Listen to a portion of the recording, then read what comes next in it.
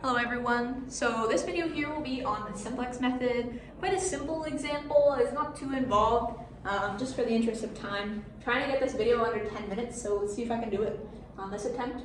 But basically, a couple things I want to start off with are that this LP right here, we have to start simplex in canonical form. So we know that this is in canonical form. Why? Because it's an SEF, so we have maximum here, equality constraints here, non-negative variables here. That's SEF, that's good. And then we also need canonical form, a special form of SEF, where we have some sort of basis where we have these identity matrix here. So we have that columns 1 and 3 form the identity matrix, 1, 0, 0, 1. And then we look up to the objective function and it has zeros in those columns too. So that means this is in canonical form.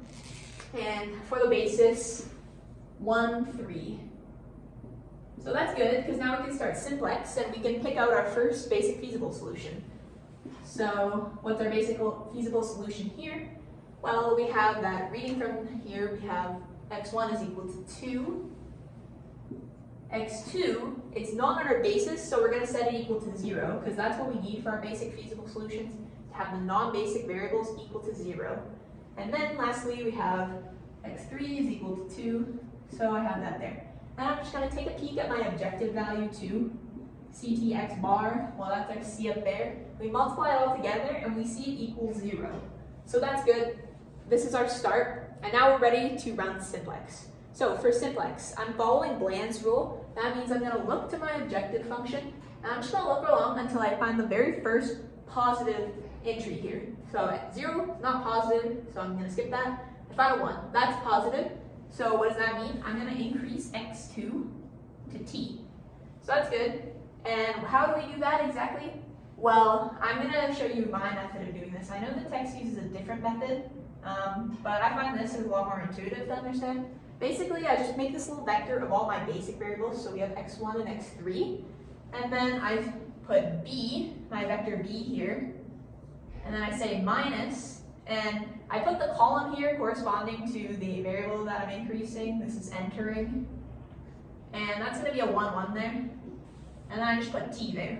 And now this I kind of just derived from this constraint matrix here. So this will always be feasible for whatever value t I pick in the reals. And now I just want to make sure in order for this to be feasible, I need this to also be non-negative. So what does that look like? Well, if I look at this first row here, we're saying 2 minus t has to be greater than or equal to 0. And this row here is also identical. So we have 2 minus t greater than or equal to 0. And then I just solve for t in both instances here. T is less than or equal to 2. T is less than or equal to 2.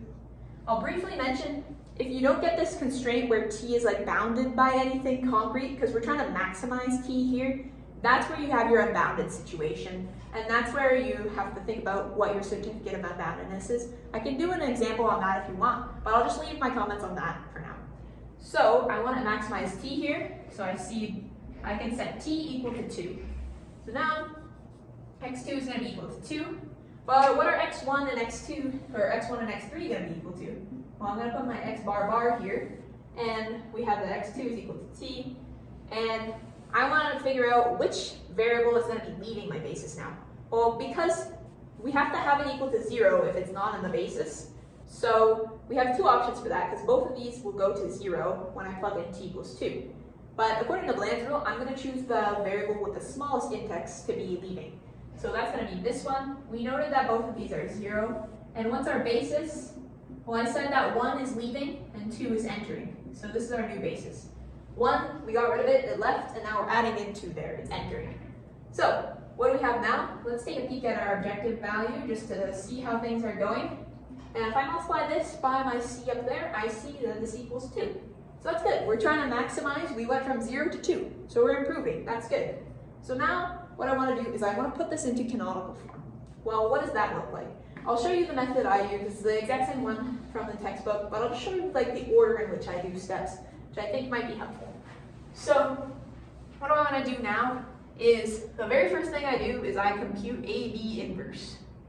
So what is that going to be equal to? Well, you can use the formula for this, but what I do is I take the columns of AB that are corresponding to the basis here, so 2, 3, so 1, 0, this thing here, and I augment it with the identity matrix. Well, too many takes for this video, I apologize. So what I want to do here is turn this side into the identity matrix, and then this side will be my inverse. And how do I do that? I use elementary row operations. So I say this one, these equal signs are like a little questionable here. This is just a notational thing.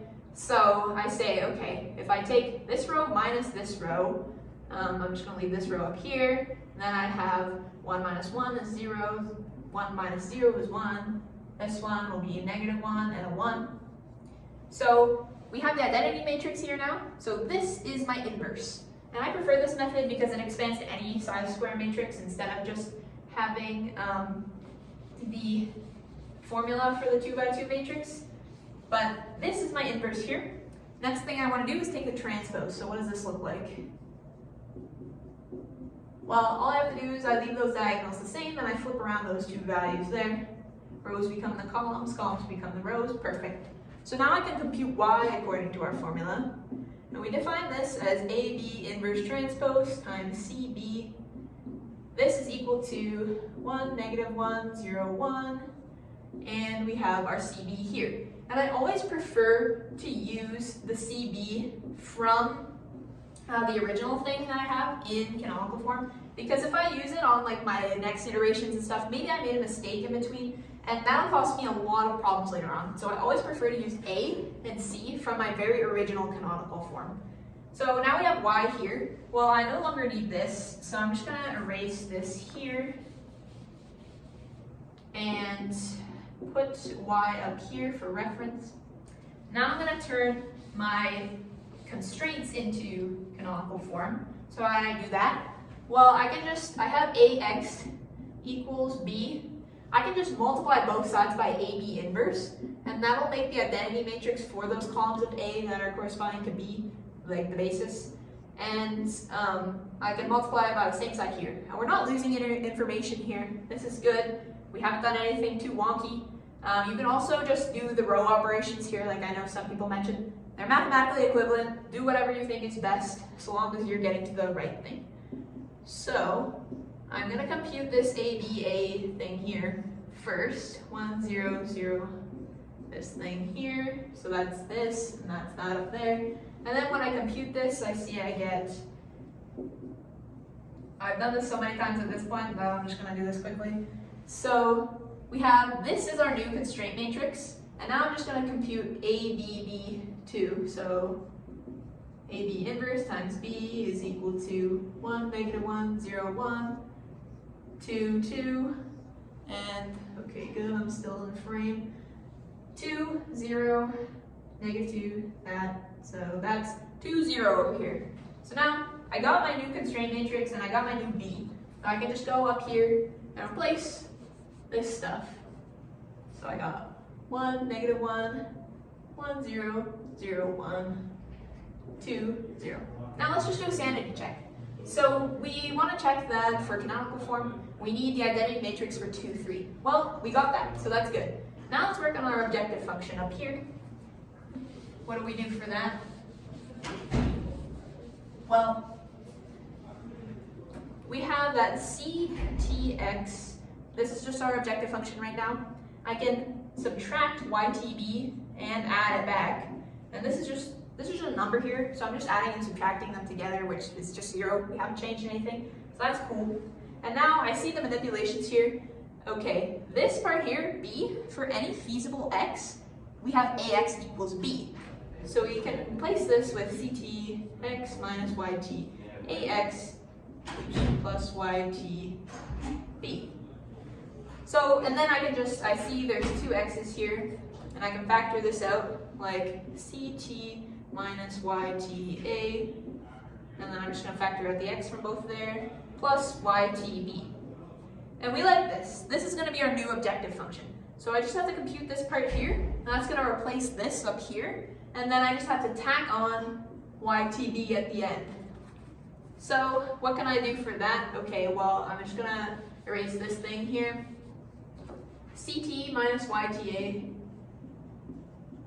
equals 0, 1, 0. I'm using my original CT and my original A.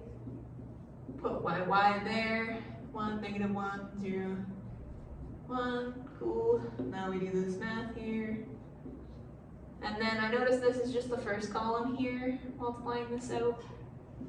And then I subtract, turn my term here, -1, 0, 0. Voila. So this is my new thing here. So I can replace this up here with, like so. And now I just need this YTB part. Well, what is that going to be? YTB equals 1, 0, 2, 0, which is just equal to 2. So I have that. So now this is my new canonical form, and I'm ready to look at my second iteration of simplex. So I'm going to go up here, I'm going to use Bland's rule. Okay, I need a positive here. Nope, that's not positive. Nope, nope. I actually noticed that this entire thing is non-negative. So, or sorry, non-positive. There's no positive thing in here that I can like increase to maximize my thing further. So this is actually a stopping condition for simplex for optimality. So there's nothing more I can do.